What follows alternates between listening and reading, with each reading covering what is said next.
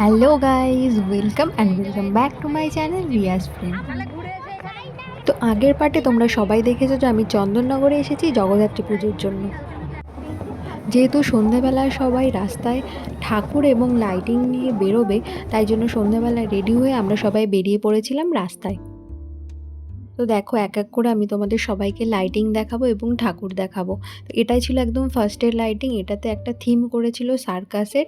দেখো, সার্কাসের সমস্ত কিছু এখানে তোমরা দেখতে পাবে। এটা কিন্তু পুরোটাই লাইটিং, দেখতে কিন্তু ভীষণ সুন্দর ছিল।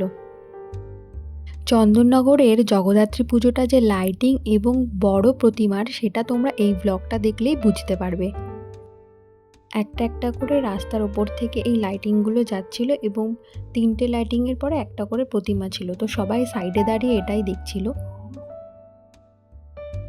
এই লাইটিংটার সামনে করেছিল একটা কচ্ছপ, আর ওপরে মিকি মাউস মতো ছিল, আর পেছনে ওই দেখো, পেছনে ছিল প্রতিমা। ভিড়ের মধ্যে হেঁটে এত গরম লেগে গিয়েছিল, তাই জন্য আমরা ভাবলাম একটু আইসক্রিম খেয়ে নিই।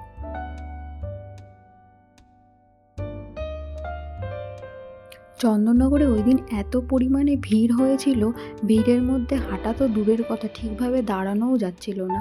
আর এদের মধ্যে কত লোক তো 2-3 দিন আগে এসে এখানে থাকছিল। ভিড়ের মধ্যে হাঁটতে না পেরে আমরা ভাবলাম মামাবাড়ির সামনে থেকেই ঠাকুর দেখব, কারণ ওখান থেকেই সমস্ত গাড়িগুলো আসছিল। এই লাইটিংটার থিম ছিল আন্ডার ওয়াটার, আর সামনেই দেখো, এটা কিন্তু কাঁকড়া। এর পরের লাইটিংটায় সামনে করেছিল 2টো ডলফিন, আর মাথার উপরে ছিল একটা মারমিড।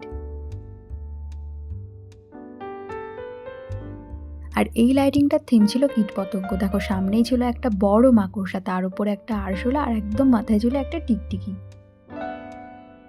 আর এটার সামনে ছিল একটা ফড়িং, আর মাথার উপরে 2টো শামুক। এখানে করেছিল বরণডালা, তার উপরে ছিল একটা টোপর। আর এই থিমটা কিন্তু আমার ভীষণ ভালো লেগেছে। পুরো নেচারের উপরে করেছিল।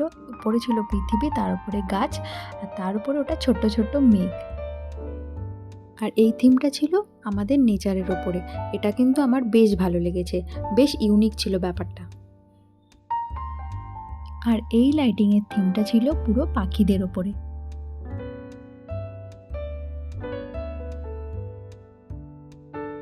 এই লাইটিংটা কিন্তু ভীষণ সুন্দর ছিল। সামনে ছিল 2টো প্রদীপ, তার উপরে মহাদেব, আর মহাদেবকে 2জন পুজো করছিল। এরপর আর লাইটিংয়ের ভিডিও করতে পারিনি, তবে আমি কিছু ঠাকুরের ছবি এখানে অ্যাড করে দিয়েছি, তো তোমরা সেগুলোই দেখে নাও। এটা চন্দননগরের সবথেকে বড় প্রতিমা। এনাকে রানীমা বলা হয়।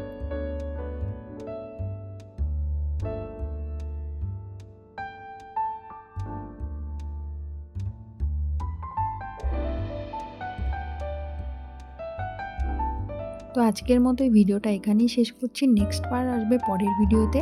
ততক্ষণে আমার চ্যানেল যদি সাবস্ক্রাইব না করা থাকে তো সাবস্ক্রাইব করে দিও, আর ভিডিওটা ভালো লাগলে লাইক, কমেন্ট, শেয়ার করে দিও। দেখা হবে পরের ভিডিওতে। ততক্ষণের জন্য টাটা।